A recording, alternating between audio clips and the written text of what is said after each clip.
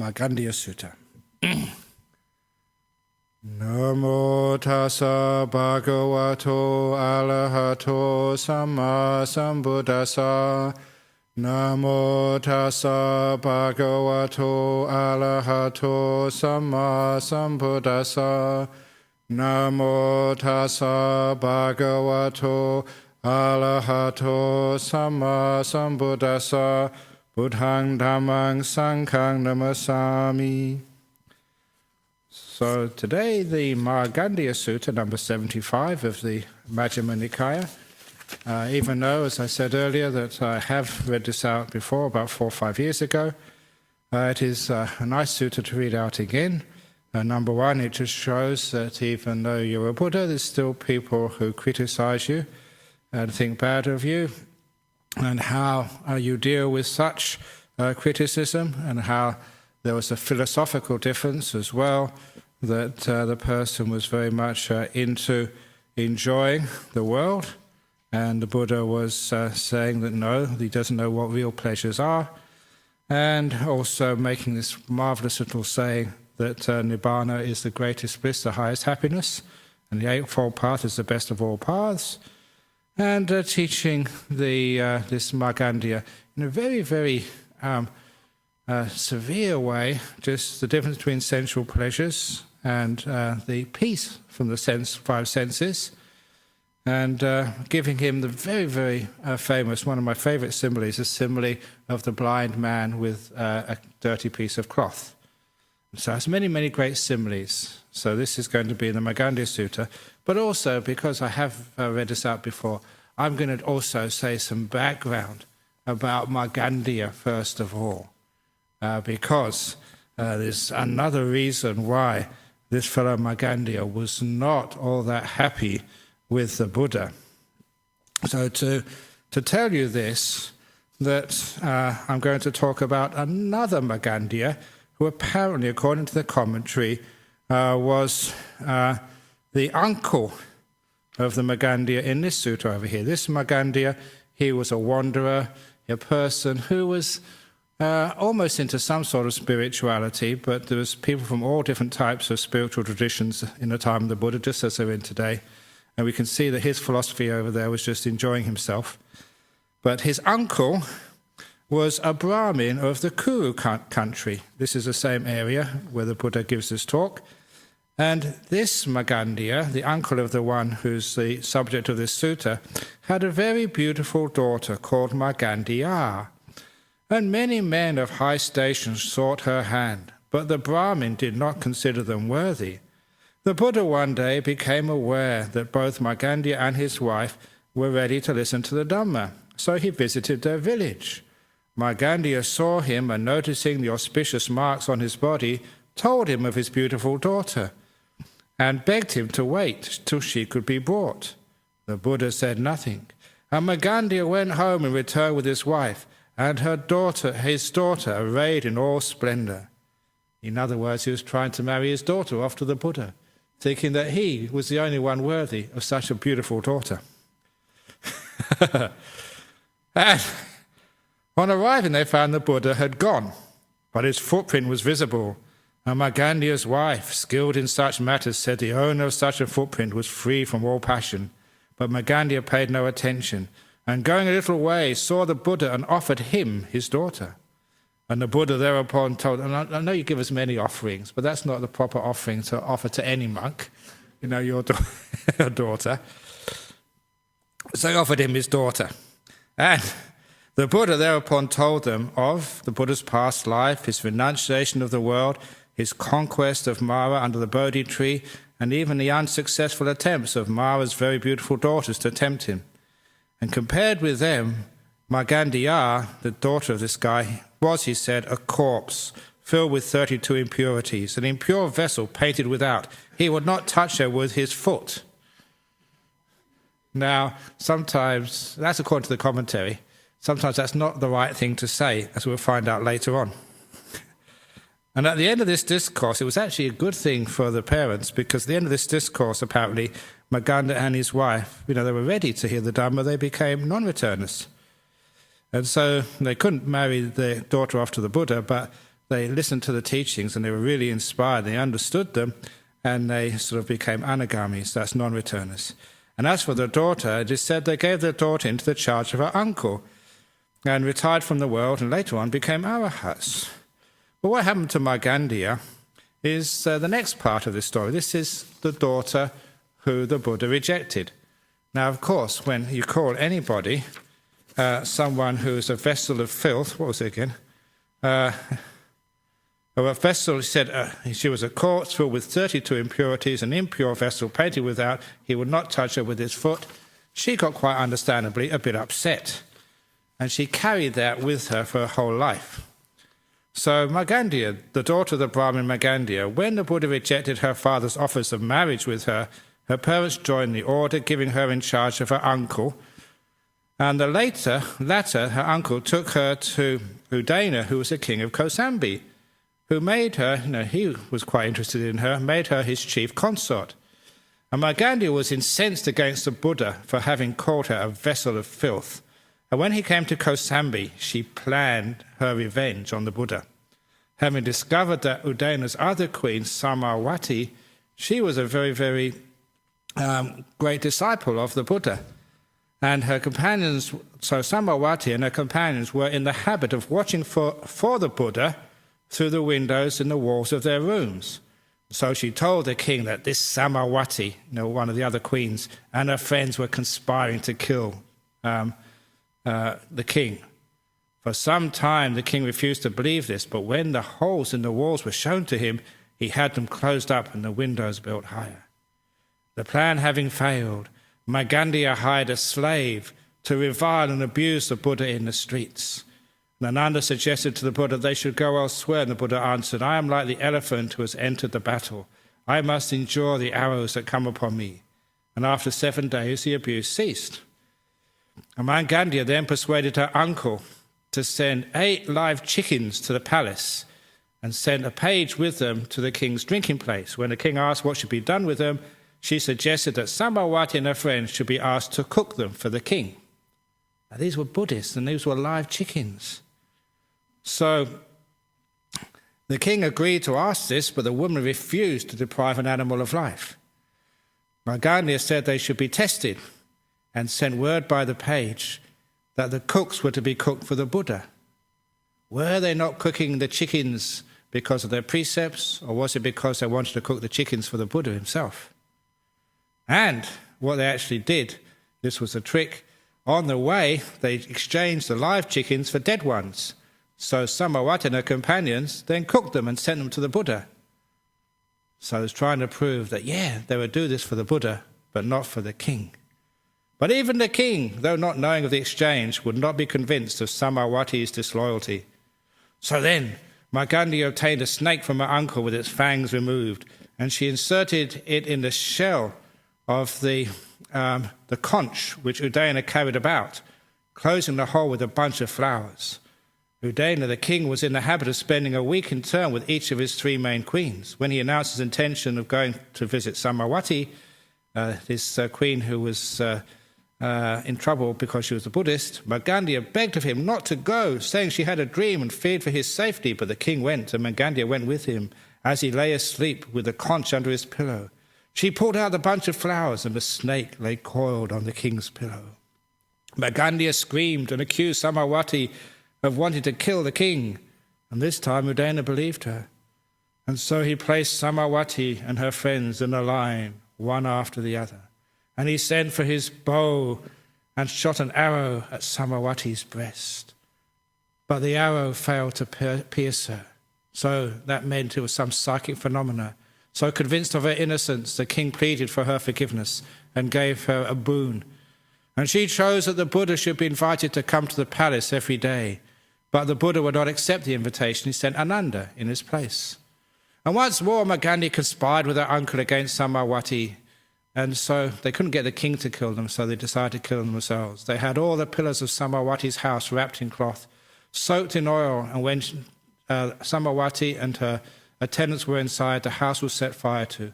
Samawati saw the flames spreading and exhorted her friends to be mindful and meditate, and apparently they attained to the various fruits of the path. Nudena questioned Magandiya very carefully and became convinced of her share and that of her uncle in the crime. He then sent for all Magandiya's relations, saying he wished to reward them. But they didn't reward them as they expected. He buried them waist deep in the palace grounds and covered them with straw, and then set fire to them. And when it was burnt, they had their bodies ploughed with an iron plough. And pieces of flesh were ripped from Magandiya's body, fried like cakes in oil, and the daughter, Magandiya, was forced to eat them. Yuck. So now it gives an idea of how that family Magandiya looked at the Buddha at the time. And sometimes it might explain some of the reason why. This would be that daughter's cousin, the wanderer Magandiya. But also I should say that during this, when we get to the real sutta here, please, because this is on air and because we haven't got that much time, people are only allowed 3 questions, no more than 3.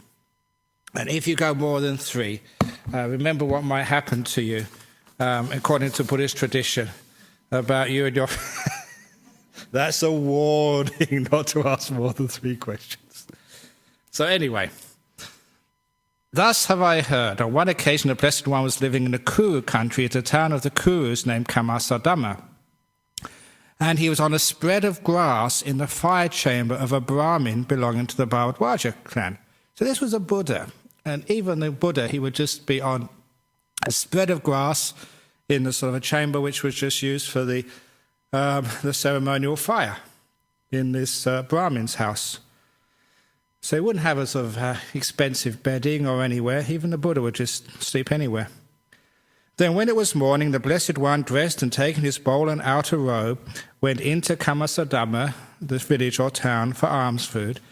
And after he had wandered for alms in the town, and had returned from his alms round after his meal, he went to a certain grove for the day's abiding. Having entered the grove, this little wood, he sat down at the root of the tree for the day's abiding. So he'd go and go for alms, meditate, go for alms, so he eat, and after eating, just go and spend the rest of the day in solitude, meditating.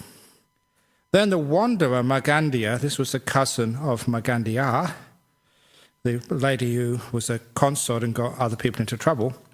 Then the wanderer Magandiya, while walking and wandering for exercise, went to the fire chamber of the Brahmin belonging to the Bharadwaja clan.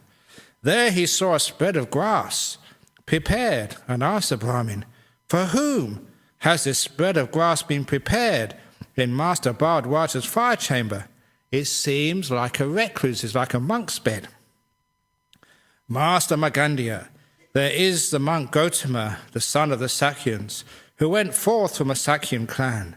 Now a good report of Master Gama has been spread to this effect.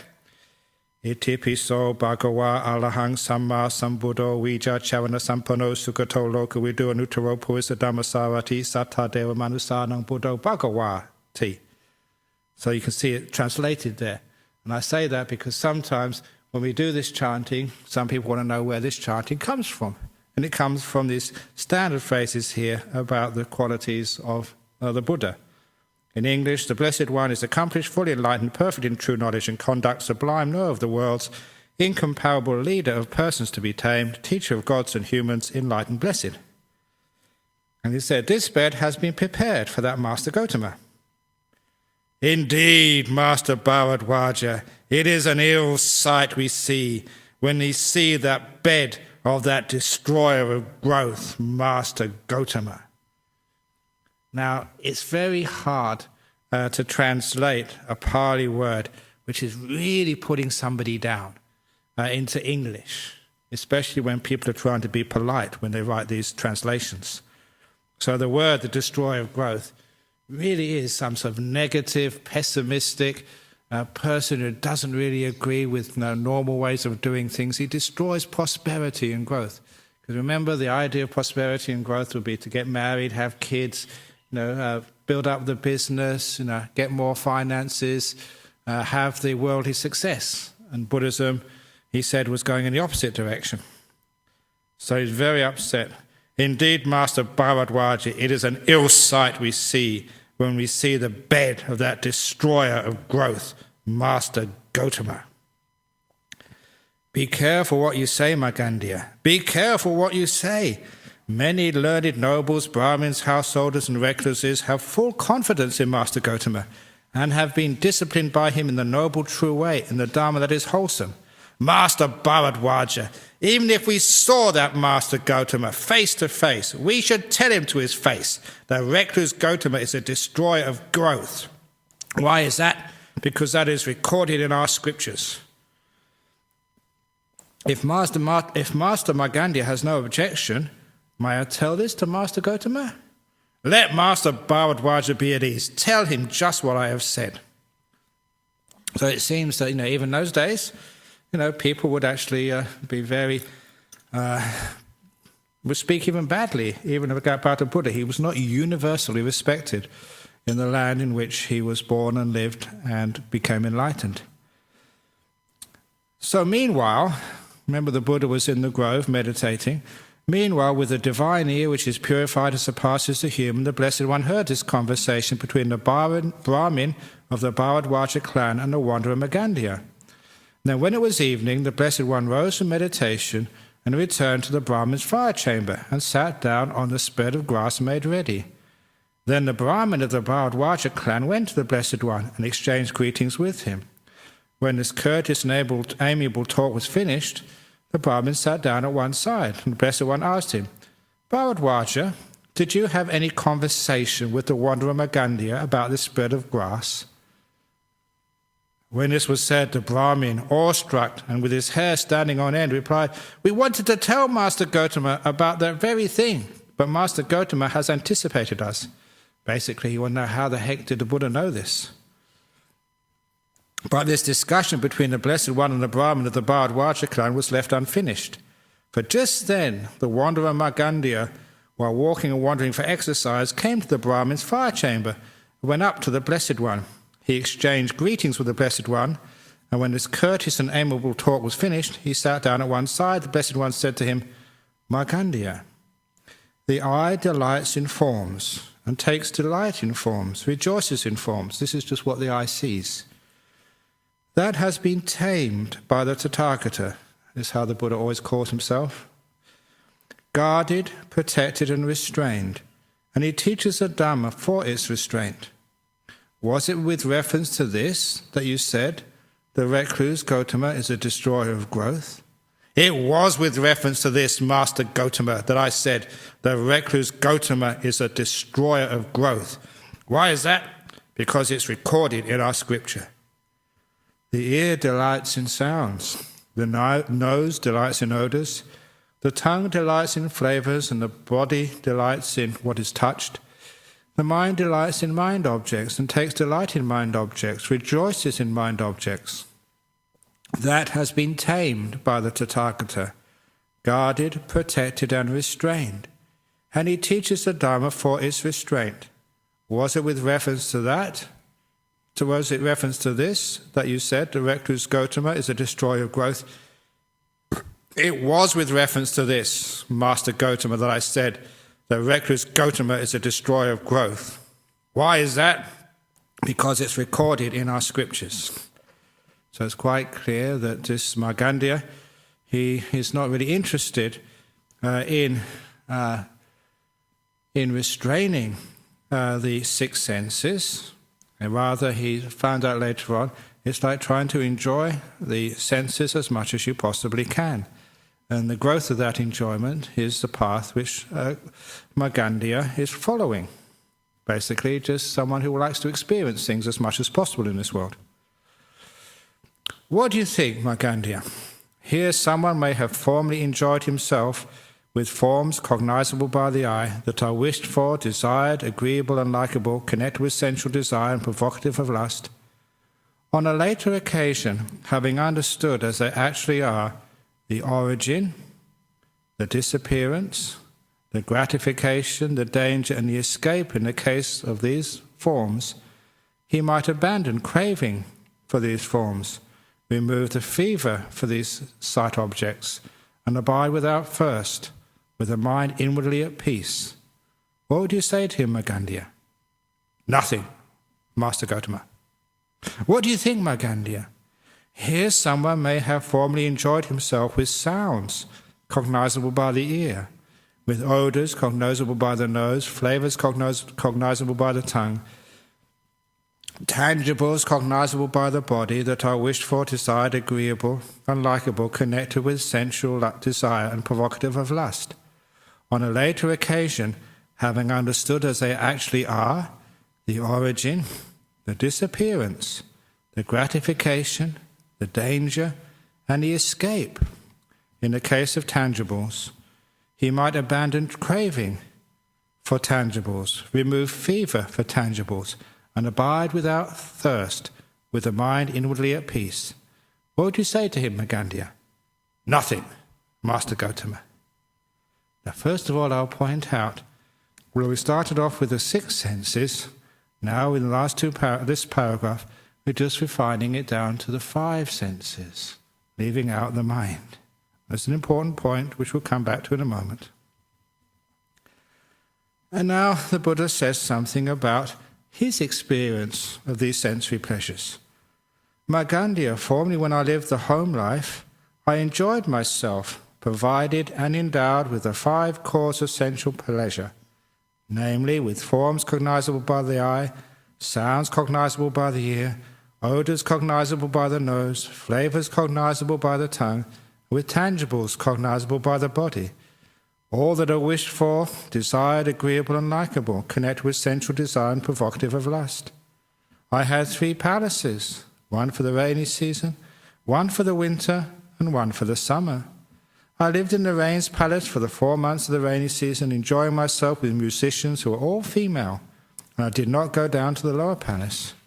On a later occasion, having understood as they actually are the origin, the disappearance, the gratification, the danger and the escape of these sensual pleasures, I abandoned craving for these sensual pleasures. The sensual pleasures here mean the pleasures of these very 5 senses. I removed fever for sensual pleasures, and I abide without thirst, with a mind inwardly at peace. I see other beings who are not free from lust for sensual pleasures, being devoured by craving for sensual pleasures, burning with fever for sensual pleasures, indulging in sensual pleasures, and I do not envy them, nor do I delight therein. Why is that? Because there is, Magandiya, a delight apart from sensual pleasures, apart from unwholesome states, which surpasses divine bliss.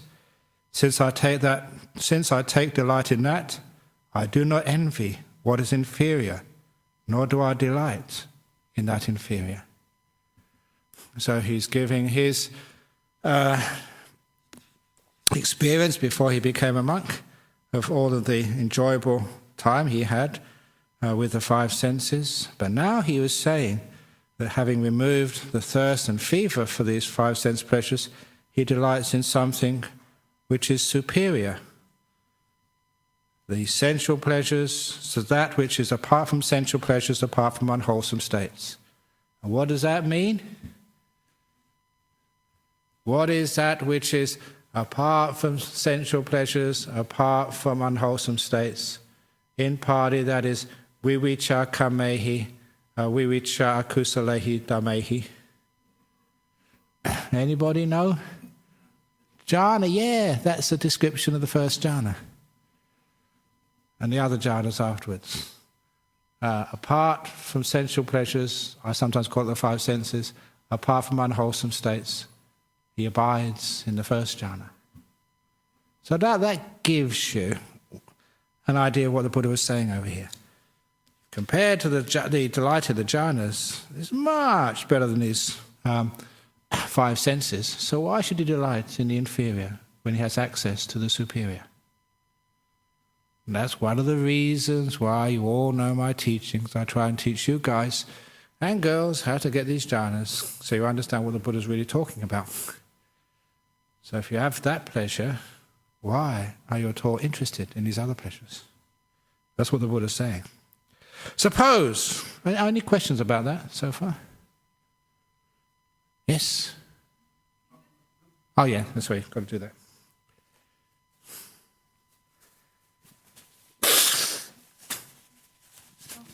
Only part of your time is spent in jhanas. the rest of the time, are you not allowed to indulge in the pleasures of the senses? That's a very good question. If, you're only spending part of the time in jhanas, and people can only spend part of the time in jhanas as a human being. You still have to sort of exist in the world with the five senses. So what should you really do? It's here that the Buddha was actually saying that if you calm down that thirst and desire for that sensory pleasures, then the access to the jhanas becomes very easy. But if you really indulge in those sensory pleasures for the rest of the time, that's what makes the jhanas almost inaccessible. So what the person does is, yes, they have the delight in the jhanas accessible for them, but the rest of the time they just calm that fever and that sort of excitement for the five senses. And the reason they do that, again, I haven't got into this yet, is they understand these five things: the origin of these sensory pleasures, their disappearance, their gratification, danger, and escape. It's not mentioned here, but what the origin of these things, how they come together. For each of these senses, you say, it's just a beautiful object comes in front of the eye. And because that beautiful object comes into the eye, that's why it's attractive. If an ugly object comes in front of the eye, then it's unattractive. And the point is, you've got no control over this. And so the disappearance is that these things come and go. They're impermanent. You can't always have beauty in front of you. It comes and it goes. That's the disappearance. The gratification. Yeah, these sensory pleasures, they have a joy to them. But the danger is, the joy doesn't last that long. And the joy which you get from sensory pleasures, it just keeps you wanting for more. It never gives you a peace. That's why the Buddha says like a fever or a thirst. The idea of a thirst is the same word, this word for craving in Buddhism, danha. It's the same as the word for being thirsty. When you really need a glass of water and you're really, really hot, you really need something to drink. And that's sort of that craving, that must-have part of these five sense pleasures. That is the danger. And the escape from them, that is just removing the desire for these five senses. But the only way you can actually do that is not philosophically, not through negativity. Remember, like in medieval Christian asceticism, the monasticism, some of these people would really get into ascetic practices, like mortifying their body, whipping themselves, fasting. It's these guys who used to live on the top of these old pillars, the stylites, out in all types of weather at all time, never washing, eating really, really gross food, thinking that the more ascetic they were, the more they would actually overcome this attachment to these senses and become closer to God. But those sorts of things doesn't work. That is not the escape in the case of sensory pleasures. The escape is very much this eightfold path which actually leads into these jhanas as the eighth factor. So you really see something much better.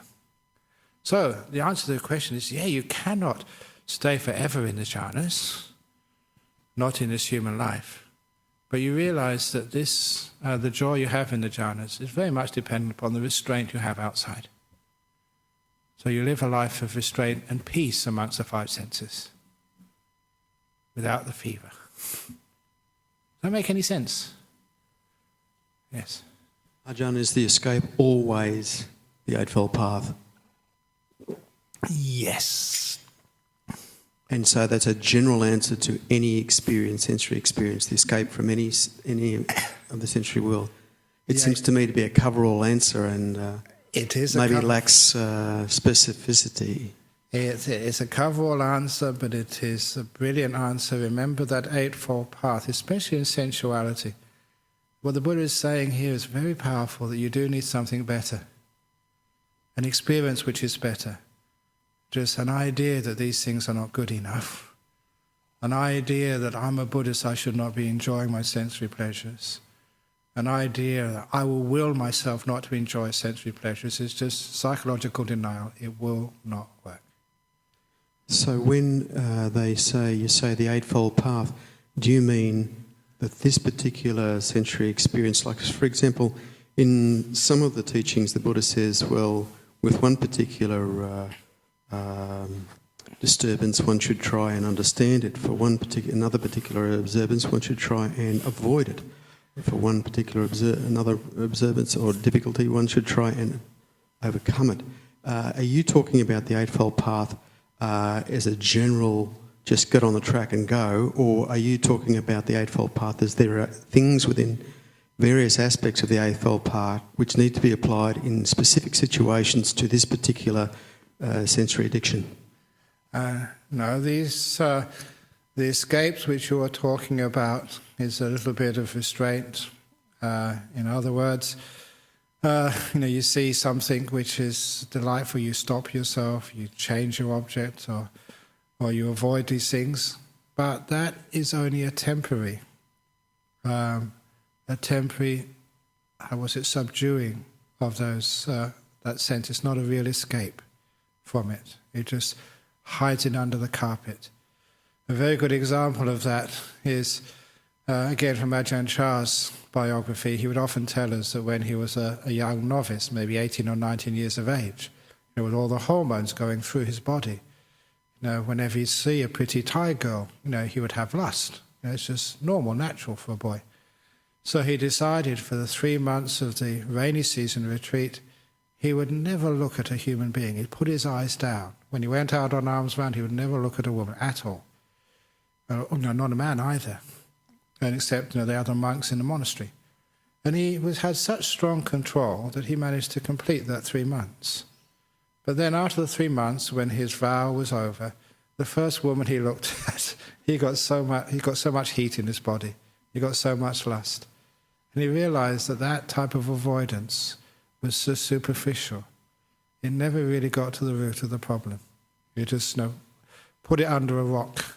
Actually, it was worse than putting it under a rock. If you put a rock over a plant, a lot of times it will kill the plant.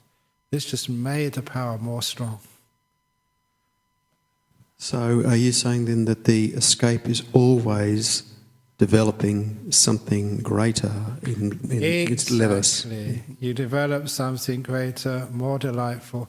You see, the real way through it is these 5 things. Seeing the origin, the causal origin of these pleasures. When you see their causal origin, it's not under your power. It has a cause outside of your will, outside of your intelligence, outside of your power and your wisdom. These things come and they go, no matter who you are. Later on, the Buddha gives the simile of a king or a king's minister who is supposed to be so powerful, so wealthy, they should be able to get whatever they want. But even they can't do that. How can we? So the origin and their disappearance go according to causes which are outside our control. That's one of the reasons why this is not going to be happy. And you see also, yes, they do have a gratification. We're not denying that these things don't give people pleasure. But we're saying they have a danger to them as well. So, one of the similes the Buddha gave is like borrowing money. If you borrow money from the bank, it's great. Have enough money, you can go on a holiday overseas, you can get your house, you can buy a nice car, big red sports car.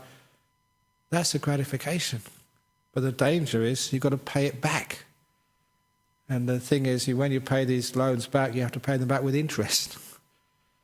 More than actually you gave for the car, you have to pay it back with more. So he said that a lot of times you're borrowing happiness. You have to pay it back with interest. That's the suffering afterwards.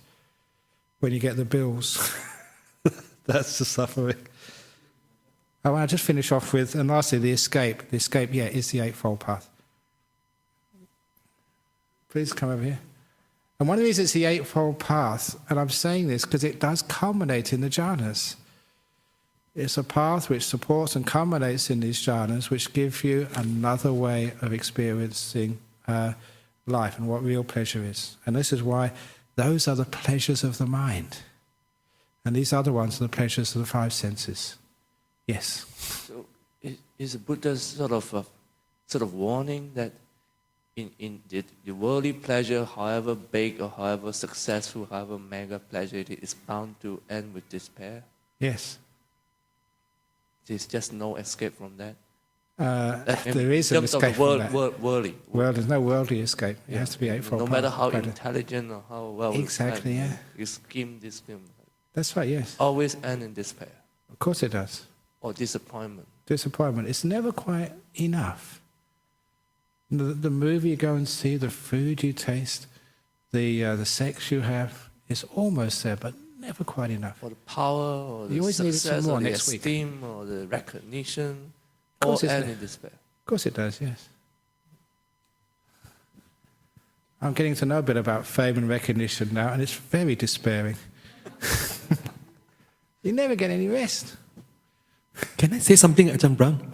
Quickly, you've only Yes, got, quickly, just yeah. You only got 3 Since you questions. mentioned about God just now, God, yeah, God, yeah. I think that's not really part of the sutta here. So you've got to keep it on track. Next time, I'll ask Okay, next time. so yeah, keep it on sense pleasures. Okay. Now you get some. Glad you're actually catching into what's being said here. It's a powerful sutta. We're going now to paragraph 11. He just said, since I take delight in that, the pleasure apart from the 5 senses, and he's referring quite clearly here to the jhanas, because that's, apart from sensual pleasures, apart from unwholesome states, that is the first lines of description of the jhanas. Since I take delight in that, I do not envy what is inferior, nor do I delight therein in the inferior.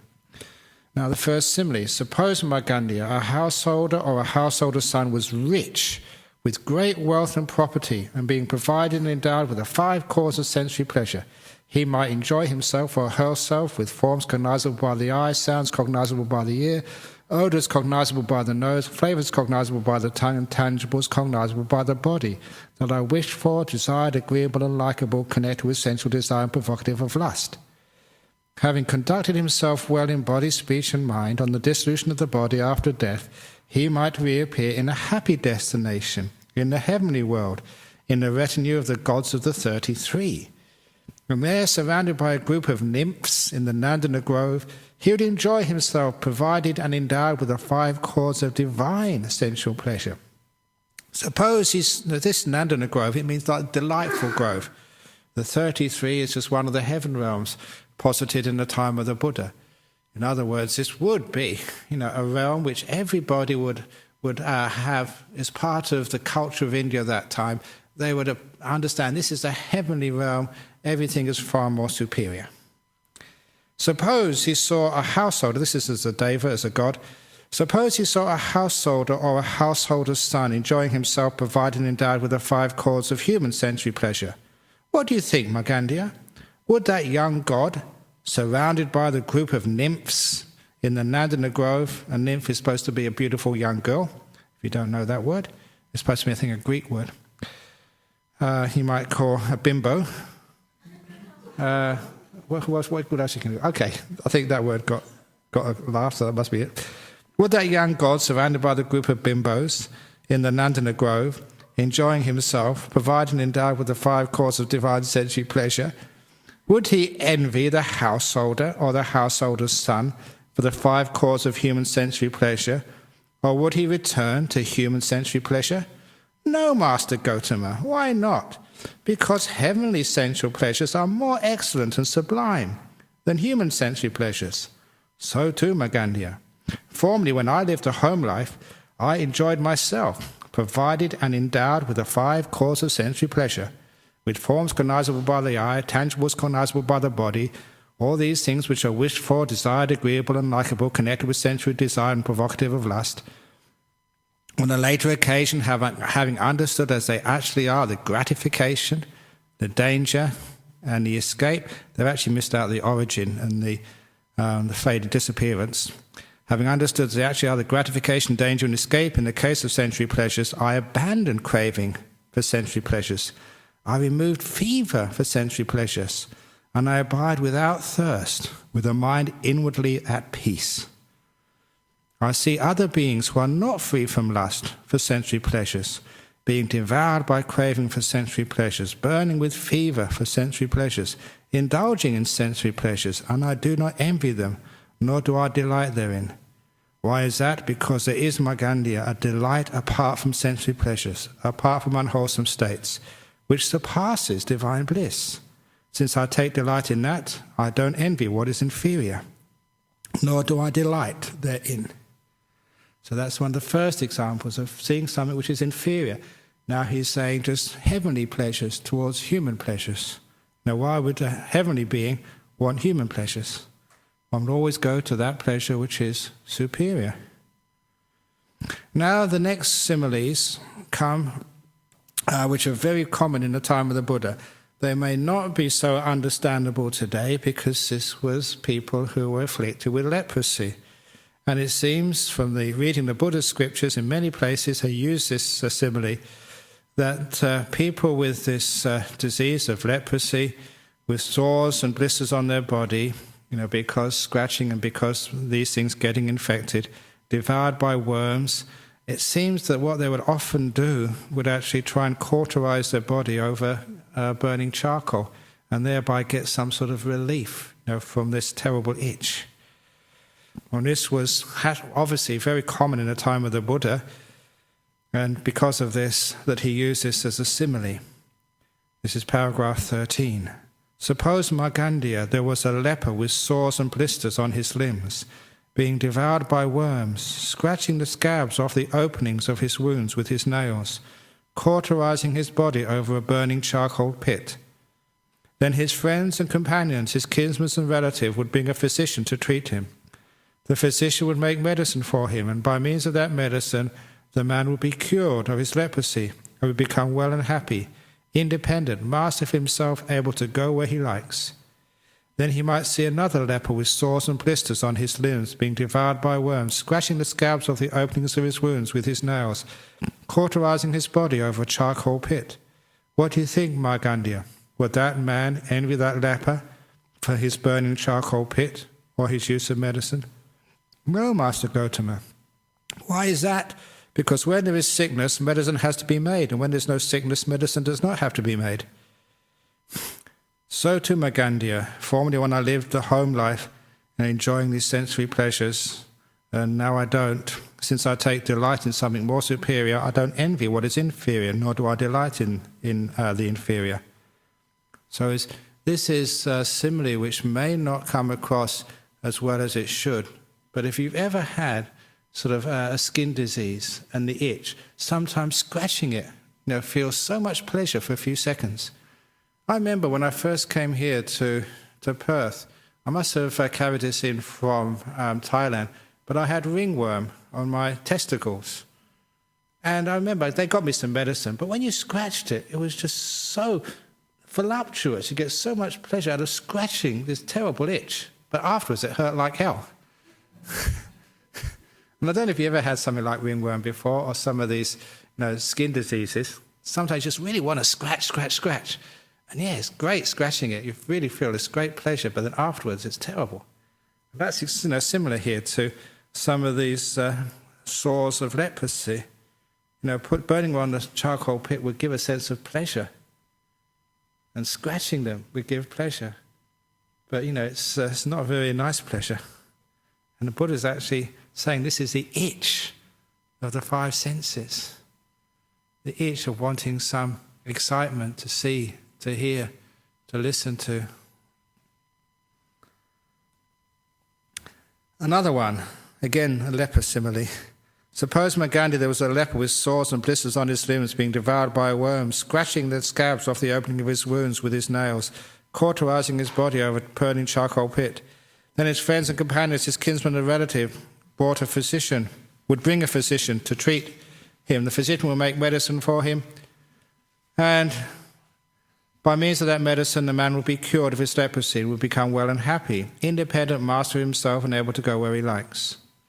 Then two strong men would seize him and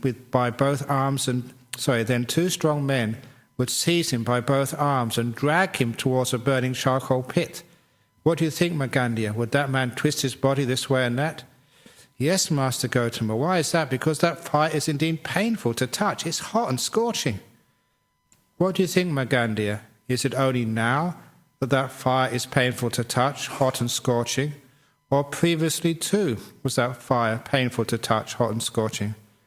Master Gautama, that fire is now painful to touch, hot and scorching, and previously too, that fire was painful to touch, hot and scorching. For when the man was a leper with sores and blisters on his limbs, being devoured by worms, scratching the scabs off the opening of his wounds with his nails, his faculties were impaired thus. His faculties were impaired. Thus, though the fire was actually painful to touch, he mistakenly perceived it as pleasant. So, this is saying what the leper was feeling. He mistakenly perceived it as pleasant, even though it was painful. So too, Magandiya, in the past, sensory pleasures were painful to touch, hot and scorching. In the future, sensory pleasures will be painful to touch, hot and scorching. And now, at present, sensory pleasures are painful to touch, hot and scorching. But these beings who are not free from lust for sensory pleasures, who are devoured by craving for sensory pleasures, who burn with fever for sensory pleasures, have faculties that are impaired. Thus, though sensory pleasures are actually painful to touch, they acquire a mistaken perception of them as pleasant. I remember when I saw that teaching first, that's wow. All the things I thought of as pleasant, are they really pleasant? Or is it mistaken perception? And it brought me to a famous story in my own life, my first glass of beer. As a 14-year-old, I snuck into this pub in Richmond, to the southwest of London, and got myself my first half pint of beer. It's like a rite of passage for a young man growing up, sneaking in underage to get a beer because everyone else was drinking beer and it was supposed to be a cool thing to do. And when I drank that first half pint of beer, I couldn't believe how bad it tasted. I had a really free and open mind, and I don't know why anyone would drink this stuff. And because of peer pressure, because everybody else, almost without exception, would say how delicious beer was. And they spend so many evenings spending so much money buying and drinking this stuff and saying what a wonderful night they had. And no party would be complete without beer. The peer pressure was so strong that within 6 months I started to enjoy it. That's how you acquire a mistaken perception of them as pleasant.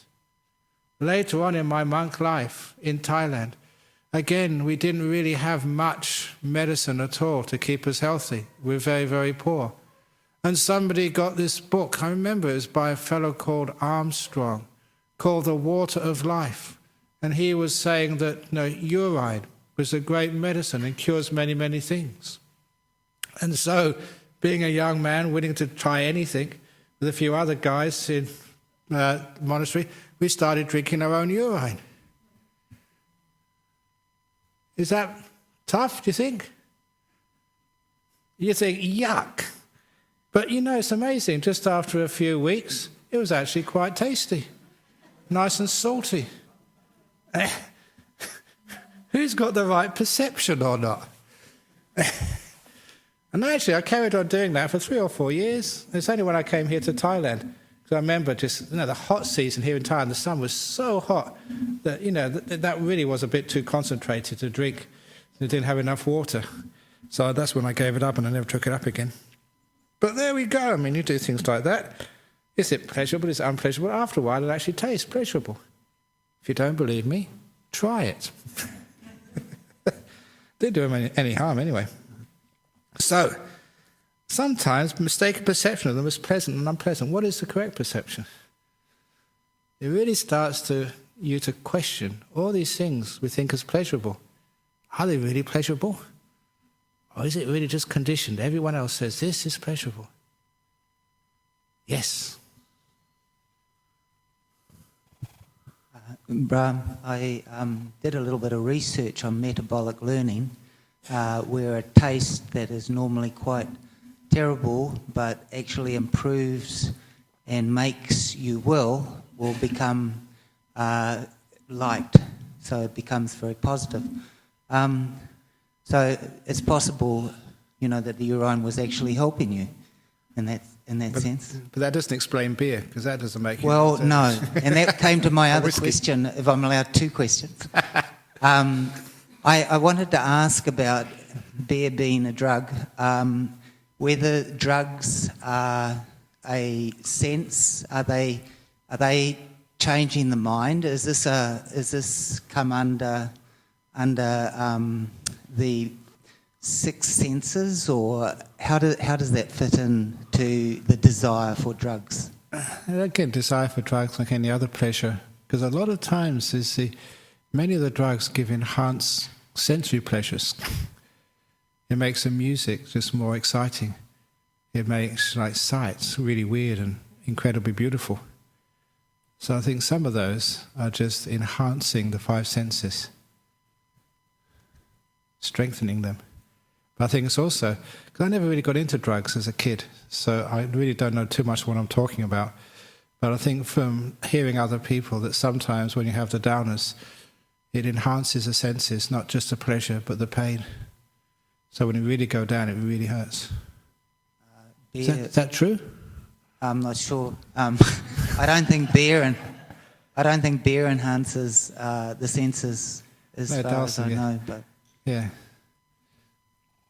Indeed, but people have a lot of pleasure, when they're drunk, they go to the parties.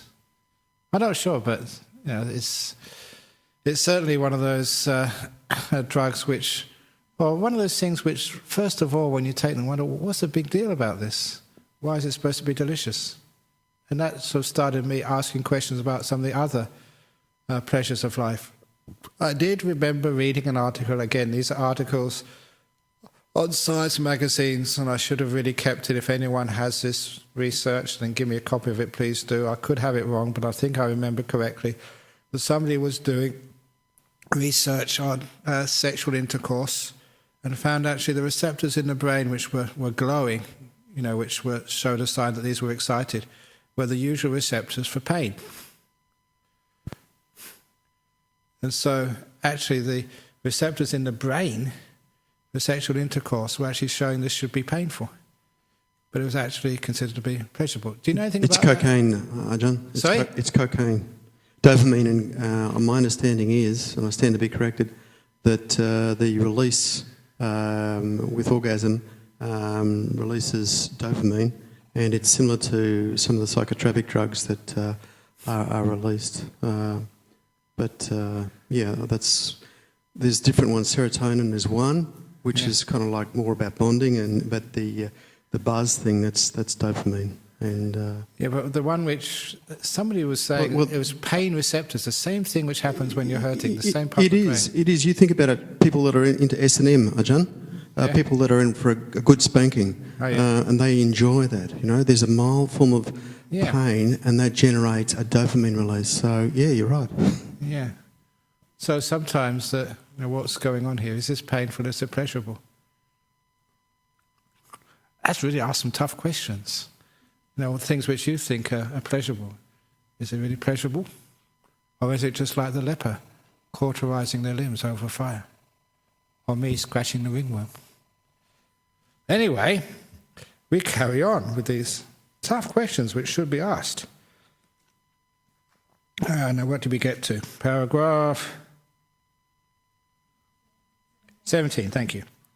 Suppose Magandiya, again the leper similes, there was a leper with sores and blisters on his limbs, being devoured by worms, scratching the scabs off the opening of his wounds with his nails, cauterizing his body over a burning charcoal pit. The more he scratches the scabs and cauterizes his body, the fouler, more evil-smelling and more infected the openings of his wounds would become. Yet he would find a certain measure of satisfaction and enjoyment in scratching the openings of his wounds.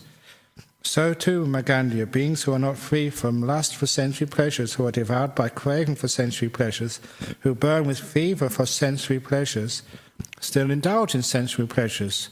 The more such beings indulge in sensory pleasures, the more their craving for sensory pleasures increases, and the more they are burned by the fever for sensory pleasures. Yet they find a certain measure of satisfaction and enjoyment in dependence on the five causes of sensory pleasure. And here the Buddha says a very important thing. The more you indulge in the sensory pleasures, the more the craving increases. It's one of those things we think, oh no, if I just satisfy my sensory pleasures, then I won't want any more afterwards. I'll just try and just have as much enjoyment as I possibly can, and then I'd realise for myself I don't need any more. But the opposite actually works. The more you indulge in these sensory pleasures, the more you can have these sensory pleasures, the more you want, the more the craving increases. So it doesn't satisfy the thirst. It just makes you more thirsty. Now there's another simile here. What do you think, Magandiya? Have you ever seen or heard of a king or a king's minister enjoying himself or herself, provided and endowed with the 5 courses of sensory pleasure, who, without abandoning craving for sensory pleasures, without removing fever for sensory pleasures, was able to abide free from thirst, with a mind inwardly at peace, or is able or will be able to so abide? No, Master Gautama. He's pointing out now just the average person's understanding of peace of mind, be able to abide inwardly at peace. And I think many people would understand that sometimes people who are searching for sensory pleasures can never find that peace. Always wanting to go to the next hit, going to the refrigerator, there's nothing to eat in it, surfing on the internet or on the channels on the TV. I don't know, how many channels are there on when you get these, was it the satellite TV? 60, 70, 80? And sometimes people say nothing on TV tonight. 70 or 80 channels. Now I remember when I was a kid in London, we had ITV and BBC, and sometimes there were fights to the death, almost, not quite, on which programme we would have on. ITV only had 2 channels. But sometimes, since the more we have, the more unsatisfied we are. Interesting. Anyway,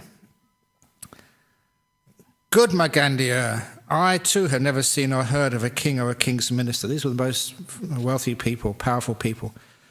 King or a king's minister enjoying themselves, provided and endowed with the 5 courses of sensory pleasures, who without abandoning that craving for sensory pleasures, without removing the fever of sensory pleasures, was able to abide free from thirst with a mind inwardly at peace, or is able or will be able to so abide. On the contrary, Magandiya, those recluses or Brahmins, these are the monks, the nuns who would wander the forests and roads of India at that time, those recluses or Brahmins who abide or will abide free from thirst, with a mind inwardly at peace, all do so after having understood as they actually are the origin, the disappearance, the gratification, the danger, and the escape in the case of sensory pleasures. And it is after abandoning that craving for sensory pleasures and removing fever for sensory pleasures that they abide or will abide free from thirst with a mind inwardly at peace. Then at that point the Blessed One uttered this exclamation: the greatest of all gains is health.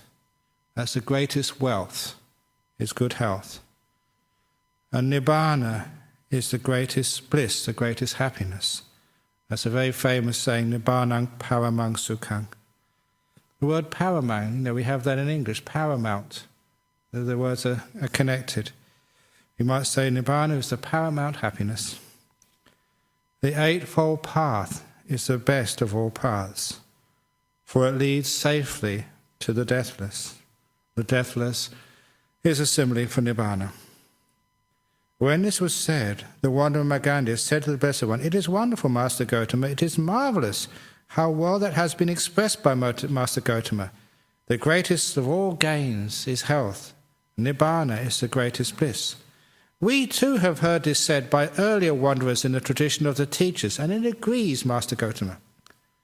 But Magandiya, when you heard that said by earlier wanderers in the tradition of the teachers, what is that health? What is that Nibbana?" When this was said, the wanderer Magandiya rubs his limb with his hand and said, "Oh, this is that health, Master Gautama. This is that Nibbana, for I am now healthy and happy and nothing afflicts me." And that gives an idea of what he thought that Nibbana was, the highest happiness. Just physical well-being and just having whatever you want. Magandiya, suppose there was a man born blind who could not see dark and light forms, who could not see blue, yellow, red or pink forms, who could not see what was even and uneven, who could not see the stars or the sun or the moon, that he might hear a man with good eyesight saying, "Good indeed, sir, is a white cloth, beautiful, spotless and clean." And he would go in search of a white cloth. Then a man would cheat him with a dirty, soiled garment thus, "Good man, here's a white cloth for you, beautiful, spotless and clean." And he would accept it and put it on, and being satisfied with it, he would utter words of satisfaction thus, "Good indeed, sir, is a white cloth, beautiful, spotless and clean." What do you think, Magandiya?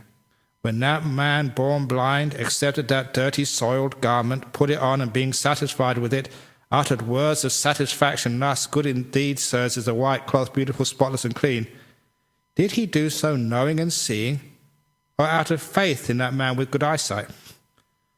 Venerable sir, he would have done so unknowing and unseeing, and out of faith in the man with good eyesight. So sometimes if you're blind and put faith in things, you get sold a dirty old cloth. So much for blind faith.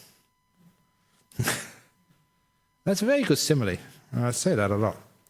So too, Magandiya, the wanderers of other sects are blind and visionless. They do not know health. They do not see Nibbana. Yet they utter the stanza thus: "The greatest of all gains is health. Nibbana is the greatest bliss." This stanza was uttered by the earlier accomplished ones, fully enlightened ones, thus: "The greatest of all gains is health. Nibbana is the greatest bliss. The Eightfold Path is the best of paths, for it leads safely to the deathless." But now it has gradually become current among ordinary people. That's an interesting aside there, because it seems that, there were Buddhas before Gautama the Buddha, and it seems that some of their teachings, even though that they had declined and no one really understood them, they were still around. And now this is one of those. It seems that people still had some memory of teachings of many, maybe centuries before, things such as Nibbana is the greatest bliss, but they never really understood what it meant. And for those of you interested in one of the other anomalies in Buddhism, the Buddha's first two teachers, Alara Kalama and Udakaramaputa, was supposed to be teaching these great states based on jhana, but which didn't seem to be based on jhana at all.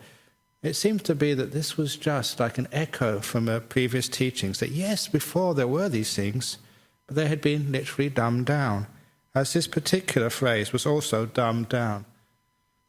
Obviously, what Buddhism meant by the greatest of all gains is health, people can understand that, but Nibbana is the greatest bliss. The meaning of Nibbana had been dumbed down. And I see that happening even now. You all know that I really teach jhanas and I encourage jhanas, but often even jhanas are dumbed down in many traditions. There's obviously to see the reason why. People know now in the Buddhist circles, especially in the West, that jhana is important, but it's sometimes difficult to attain. So, because of the desire, the market pressure, if you like, on teachers, that their disciples get jhana, it's so easy for them to dumb it down. So really what is not real jhana, teachers will say, well, that's a jhana. It's actually the requirements are being dumbed down. I see the same thing with degrees at university.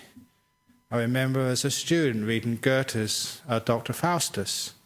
If any of you know that story, the beginning of that story was this fellow Faustus in Germany, I forget which city, he was awarded a doctorate. And they'd only award a doctorate maybe once every 5 or 6 years. So if you got a doctorate, a PhD, I mean, you're really, really brilliant. But you all now know that doctorates, hundreds of doctorates are issued every year, in all universities. You can see in those centuries, the doctorate has been dumbed down. And even bachelor's degrees, what was required in the early years, maybe 20 years ago, was much tougher than is required today. There's always a dumbing down of standards. There will always be that. That's just the nature of our world. And there's also will be with jhanas. And also you can see it happening here. What Nibbana meant, the word dumbing down. Now it has gradually become current among ordinary people.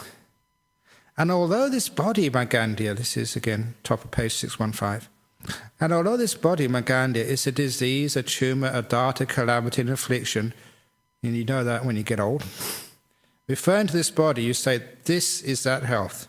Master Gautama, this is that Nibbana. You don't have that noble vision, Magandiya, by means of which you might know health and see Nibbana. And by this time, at least, Magandiya had sort of got the message. So he said, I have confidence in Master Gautama thus.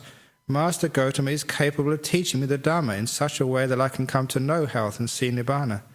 He's becoming convinced now. But Magandiya, suppose were a man born blind who could not see dark and light forms or the sun and moon, and his friends and companions, his kinsmen and relatives would bring a physician to treat him. The physician would make a medicine for him, yet by means of that medicine the man's vision would not arise or be purified. In other words, it wouldn't work.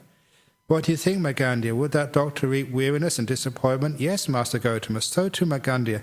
If I were to teach in the Dhamma thus, this is that health, this is that Nibbana, you might not know that health or see Nibbana, and that would be wearisome and troublesome for me.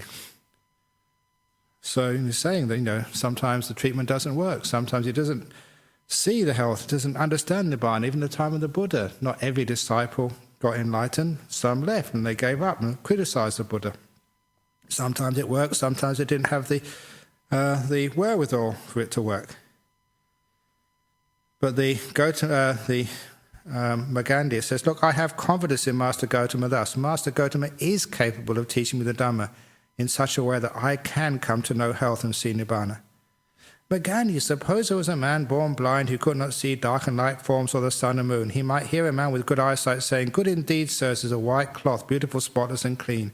And he would go in search of a white cloth. Then a man would cheat him with a dirty, soiled garment thus. Good man, here is a white cloth for you, beautiful, spotless and clean. He would accept it and put it on. Then his friends and companions, his kinsmen and relations would bring a physician to treat him. The physician would make medicine, emetics, purgatives, ointments and counter-ointments and nasal treatment. And by means of that medicine, the man's vision would arise and be purified. Together with the arising of his vision, his desire and liking for that dirty, soiled garment would be abandoned. Then he might burn with indignation and enmity towards that man, and might think that he ought to be killed thus. Indeed, I have long been tricked, cheated, and defrauded by this man with this dirty, soiled garment, when he told me, good man, here's a white cloth for you, beautiful, spotless, and clean. So too, Magandiya, if I were to teach you the Dhamma thus, this is that health, this is that Nibbana, you might not know health and see Nibbana. Together with the arising of your vision, your desire and lust for the five aggregates affected by clinging might be abandoned. Then perhaps you might think, indeed, I have long been tricked, cheated and defrauded by this mind, this citta. For when clinging, I've been clinging just to material form. I've been clinging just to feeling. I've been clinging just to perception. I've been clinging just to formations, including your will. I've been clinging just to consciousnesses. I make that a plural now. It's a much more accurate translation, to consciousnesses. With my clinging as condition, being comes to be. With being as condition, birth. With birth, condition, aging and death, sorrow, lamentation, pain, grief and despair come to be. Such is the origin of this whole mass of suffering. That's the dependent origination there. So he's saying that, if I do get cured and I actually see, I'll be pretty pissed off that I've been tricked for such a long time. And what's fascinating here, the thing which is tricking you is your citta, your mind. Powerful thing to say. This mind of yours, sometimes you trust too much. It's very tricky, is this mind. That's one of the reasons why people have so many delusions. I mentioned this in the retreat. How can you trust your thoughts and perceptions? How many of your thoughts, which you trusted in the past, you were sure you were right, you turned out to be wrong? How many of your perceptions are real? Does beer taste delicious, or is it wrong perception? It can be very confusing. What the heck should I believe? What should I trust? And there is an answer. Again, it's other places in the suttas, in the teachings of the Buddha. The only perceptions and thoughts you can trust are those which occur when these 5 hindrances have been removed. The hindrance of desire, ill will, restlessness, sloth and torpor, or doubt. If you have any desire in your mind, you won't perceive or see or think what's really there. You'll only perceive and think what you want to think, all bent by desire. That's why, to me, beer tasted delicious, because I wanted it to taste delicious.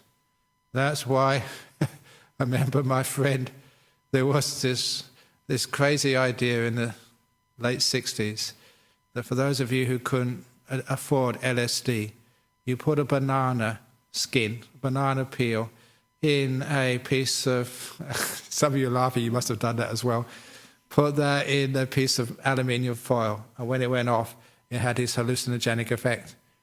And electronic banana, that's what in Donovan's song, Mellow Yellow, I think. And anyway, so one of my friends tried that. And we all asked him, did it work? Did it work? I said, oh, it's amazing. Wow, it's just really high. Wow. We found out afterwards it was just a total myth. It doesn't there's no truth to that rumour at all. It was just one of these myths which was current amongst the hippies of London at that time. And the United States, I think that's where it came from. But the point was that because he expected it to have some hallucinogenic effect, it did. Wanting creates your perceptions and the thoughts. So if there's wanting there, the first hindrance, forget it, you can't trust your thoughts or perceptions. Ill will. Again, the ill will, you can perceive anybody as really awful, negative. You can criticize even the Buddha, as this guy did here, out of ill will. Your perceptions and thoughts get bent. Restlessness, you're not there long enough to really understand what's right in front of your eyes. That's a simile which I've given many times of walking up the hill to the monastery in Serpentine. Too fast, you just can't see anything. Slow down, stop, you can see much more. And again, sloth and torpor, you don't have to explain that. You're just too dull to see. And doubt, never again staying long. It's a form of restlessness, never staying long enough to really understand. So it's only those when the 5 hindrances are overcome that you can trust your perceptions and thoughts. Otherwise, they're bent. So you can see here that the fellow has been blaming his citta, especially the mind, when it's been affected by the hindrances. Long have you been tricked. But I have confidence, in paragraph 25, I have confidence in the Master Gotama. Thus, Master Gotama is capable of teaching me the Dhamma in such a way that I might rise up from this seat, cured of my blindness. Then, Magandiya, associate with true men. Now, true men doesn't mean males. What does it actually mean by true men? This is one of those words, it's a synonym for those who have already seen the Dhamma. These are the Aryans, the stream winners, once returners, non-returners, and arahats. So really, the translation really should be, associate with enlightened beings. When you associate with enlightened beings, you will hear enlightened Dhamma. When you hear the enlightened Dhamma, you will practice in accordance with the enlightened Dhamma. When you practice in accordance with the enlightened Dhamma, you will know and see for yourself thus. These are diseases, tumours and darts. But here, these diseases, tumours and darts cease without remainder. With the cessation of my clinging comes a cessation of being, cessation of being, cessation of birth, aging and death, sorrow, lamentation, pain, grief and despair cease. Such is the cessation of this whole mass of suffering. When it was said, the wanderer Magandiya said, Magnificent Master Gotama, Magnificent Master Gotama, Master Gotama has made the Dhamma clear in many ways, as though he were turning upright what had been overthrown, revealing what was hidden, showing the way to one who was lost, or holding up a lamp in the dark for those with eyesight to see. I go to Master Gotama for refuge, and to the Dhamma and to the Sangha of bhikkhus. I would receive the going forth under Master Gotama, I would receive the full admission. That's the full ordination. Now, the novice ordination and the full ordination, which you've seen here. Magandiya, one who formerly belonged to another sect and desires the going forth and the full admission in this Dhamma and discipline, lives on probation for 4 months. At the end of 4 months, if the monks are satisfied with them, then they give them the going forth and the full admission to the monks' state. But I recognize individual differences in this matter. So that's why, if there was somebody from another religion, another path, another philosophy, came into Buddhism, they'd just say, well, just check you out for 4 months, first of all, just to make sure that you are really able to fulfill the lifestyle of a monk, and also to make sure that the other monks agree that you belong to this little group. Make sure you fit in, basically.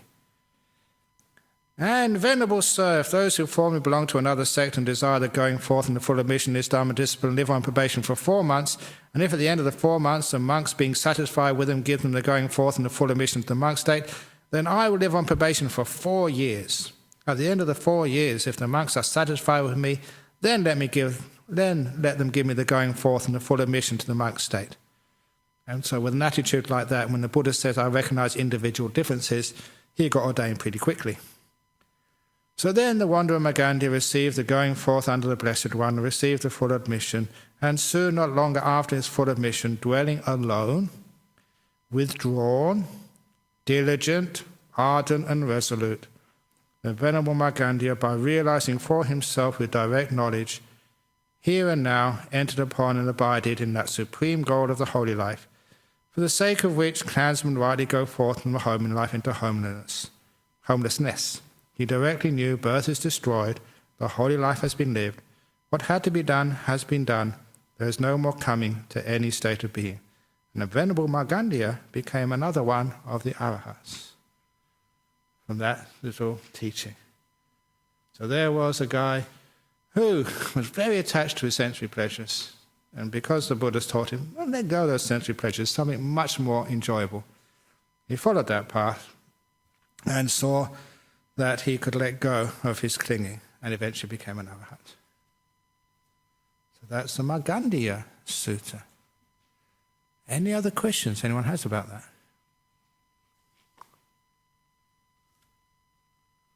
And about the perversions of perceptions, how sometimes, whether it's a leper or the blind man, can be sold a white cloth, and it's really a dirty cloth.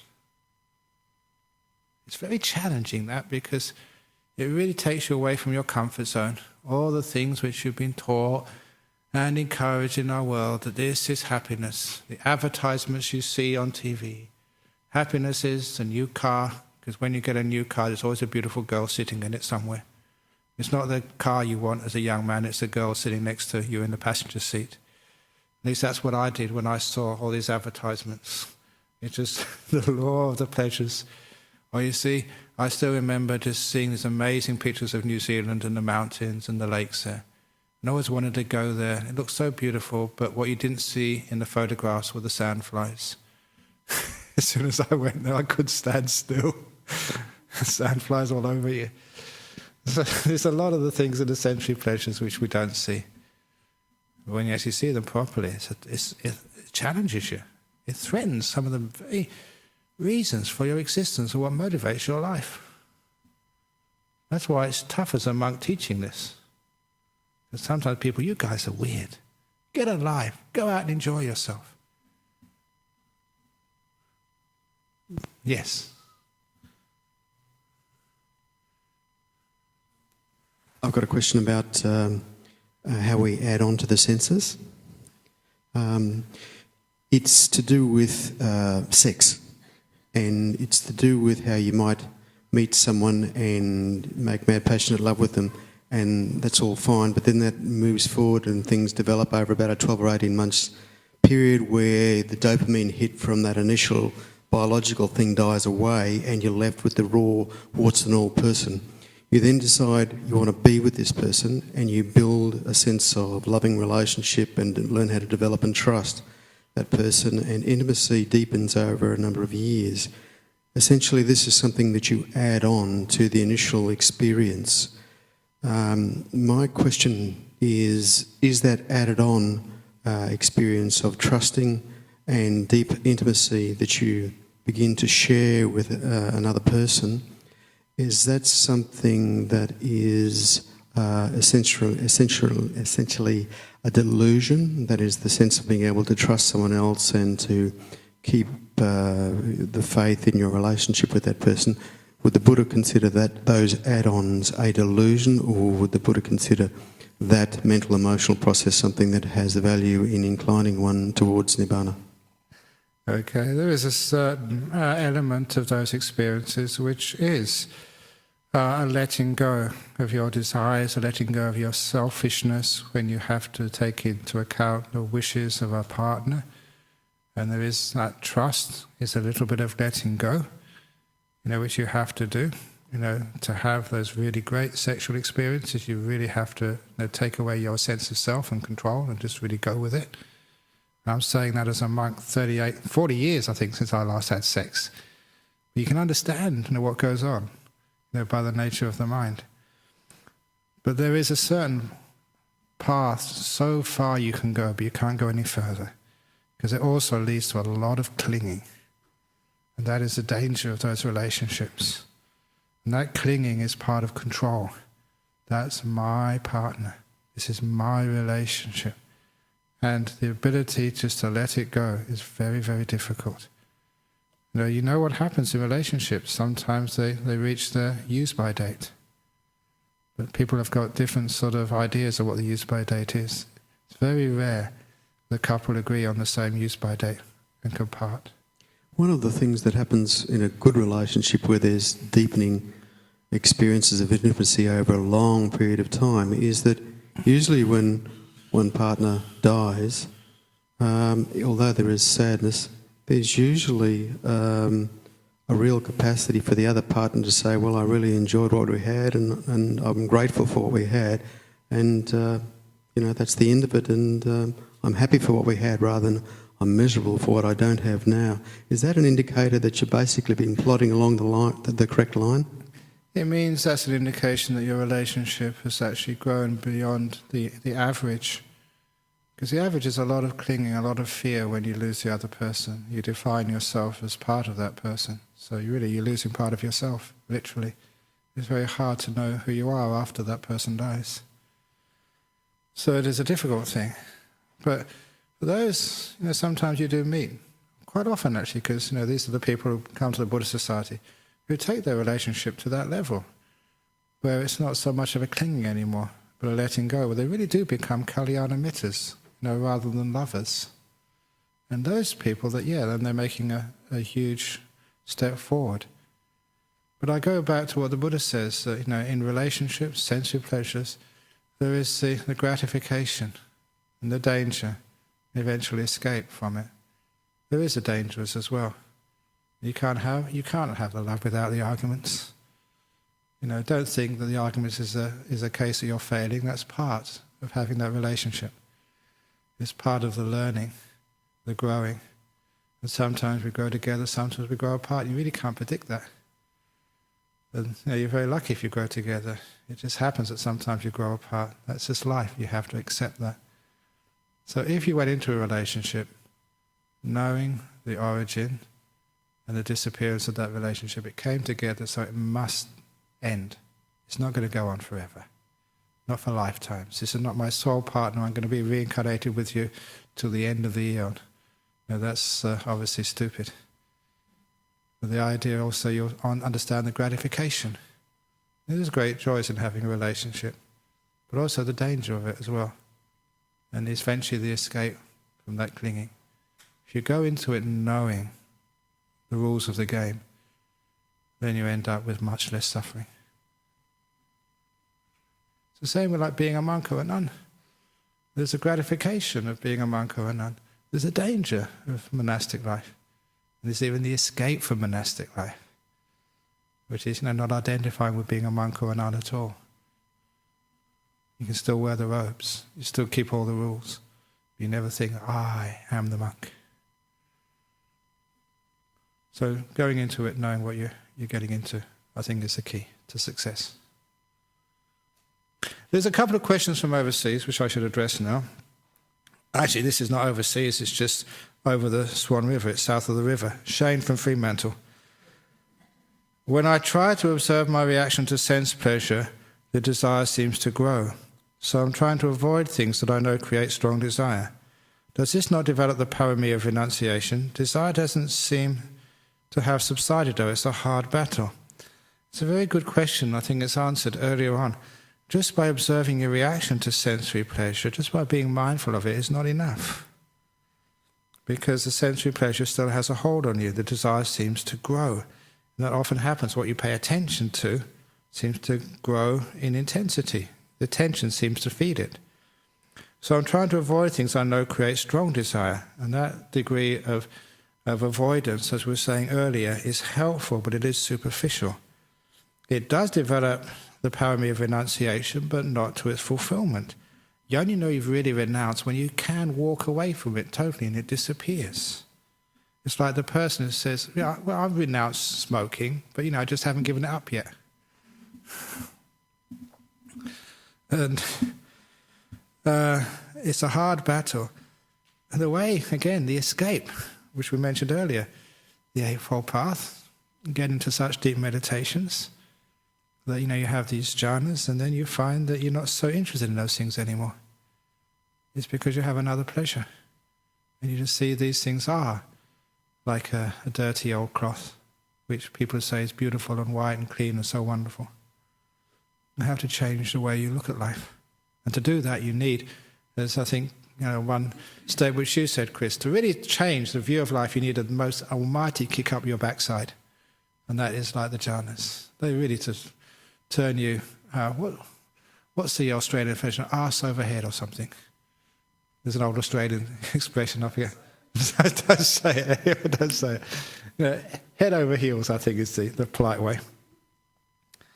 And Russell from Hawaii. How beneficial is reading the sutras by yourself and have a book with the sutras? They can be very inspiring sometimes, but sometimes it can be very hard to understand and confusing. Any comments, please? Yeah, it is very good to read the sutras yourself, so please do so. Sometimes it's very helpful to have them explained by someone who knows what they're talking about, not just a scholar, but someone who meditates as well. That's why we put these talks online, so you can get sort of like a senior experienced monk's explanation of these sutras. It really opens them up much more than you will be able to do by reading it by yourself. But the most important thing is please to meditate as well and get some deep meditations. If you have the sutras and you have your meditation, the two of them come together, then you really understand what the Buddha was saying. The meditation gives you the experience. The books, these are like the guidebooks to Paris, the guidebooks to London. You have your guidebook, you go to London, and you can actually understand what all these places are and their history and why they're there. You just read the guidebook, you don't really understand London. If you just go there without a guidebook, you miss too much. You have the guidebook and you have the visiting, say, London. You've got the two together, you have a great trip and you really get lots of understanding. So sutras are the guidebook. The Lonely Planet Guide to Nibbana, written by the Buddha. And the going there is the meditation. Hope I don't get into trouble calling the sutras Lonely Planet Guide. But that's a very well-known set of books for travellers. Very good. Any other questions or comments? Okay. One for Anusha. She's got the hand up first of all. Yeah. You can't go yet. So, Chris, you've got to take the... Anusha, first of all, with the question. The next one is Cheng. Is jhana the only way to get over sense pleasure? And till you get into that, do you just have to be careful?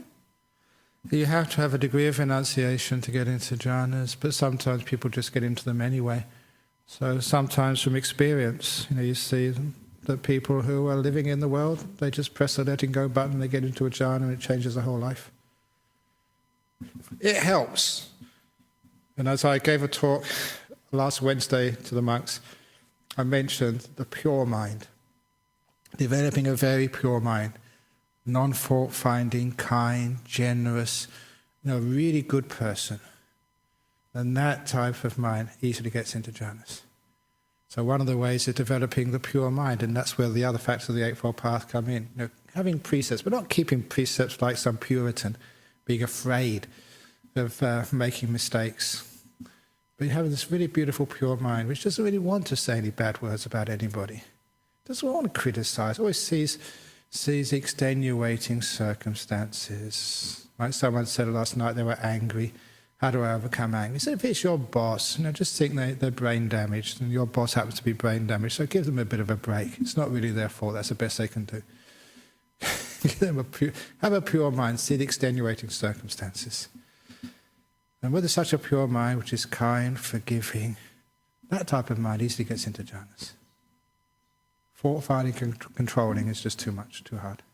So all those other factors of the Eightfold Path, they all come together in the jhanas, which means you're not blind anymore.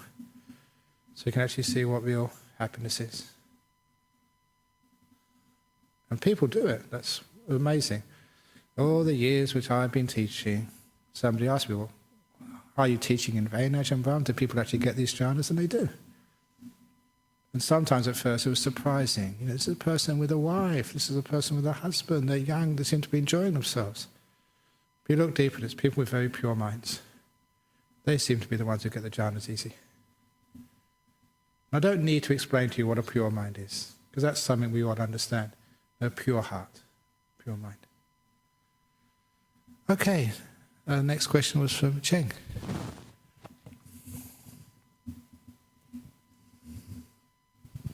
Just for curiosity, on this paragraph 18,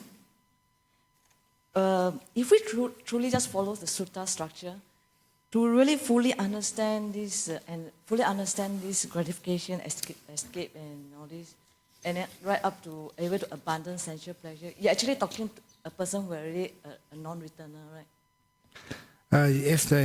No, not necessarily. If you understand the origin, the disappearance, the gratification, danger and escape, if you understand that, that is going to be a great cause for letting go. And at least it will make you, the understanding will make you a stream winner. So, just a stream winner. But you take that further, obviously, because once you get on that path, then you're on your way, and just see how far you get. But at least a stream winner. And just that, this is just a comment. Yeah. It's for people like me who don't need convincing that we need jhana. It's quite boring to keep hearing about. Please get into jhana. What is this sense restraint? I think somehow, if we know that we try our best and we, like I said, pure mind and more relaxed, and no fever. Calming down the senses.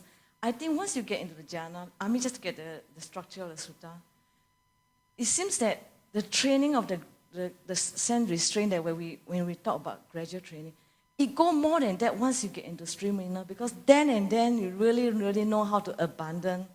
Indeed, yeah. So it says. And I think the Sutta 122 is a very good example, I think, to say that how you go further, because the book's been printing about mindfulness, sense, walking here and there. I think we need it, yes. That's why we got monastery, where people can delegate to do, they want to renounce and go into jhana. Not that you can go into jhana, but what I mean is you go into a refinery of mind and heart. But when to really, really restrain your sensual pleasure, all this, I think there's a step further, and that step further, the Buddha had already told you, is go right into a stream winner, follow the Eightfold Path, and be a non-returner.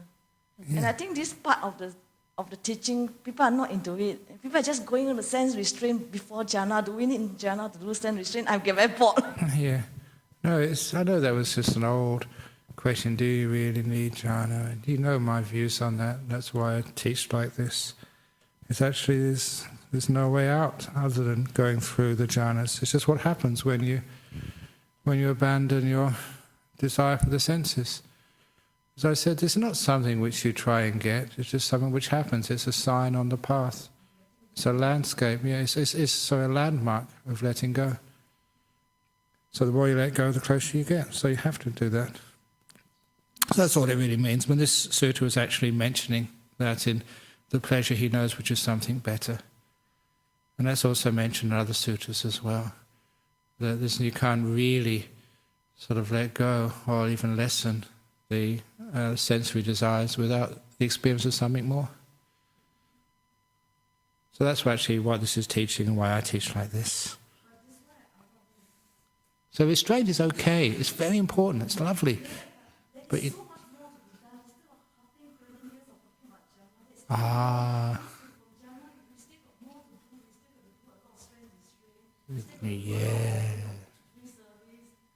Yes. Indeed you do.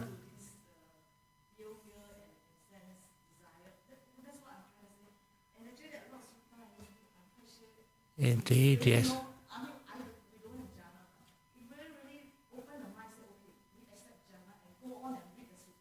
Very good. Yeah. Book knowledge is very good, but you also need to meditate as well. The two of them go together. Yeah. You need the microphone. We're getting late now, so this will be the last question. Ajahn, what about the investigation of the law? Yeah. The investigation of the law is basically all the Dhamma, is what we're doing here with the Dhamma class. So this is actually part of understanding what the Dhamma really is. But to be able to truly abandon those 5 hindrances, which I mentioned earlier, the way to abandon those 5 hindrances is by getting such a still mind, the jhanas, so those hindrances are fully abandoned. That's almost the task of the jhanas. After they are abandoned for a long time, then you can investigate the Dhamma, knowing that what you're actually seeing and perceiving is trustworthy. You're not being sold a dirty cloth as a white one. So that's why we have to investigate with the mind free from hindrances. Okay, so I know I have to go now because there is an interview at Bodhinyana Monastery at 4:45. I have to get there, so I have to rush off. So now we just pay respects to the Buddha, Dhamma and Sangha.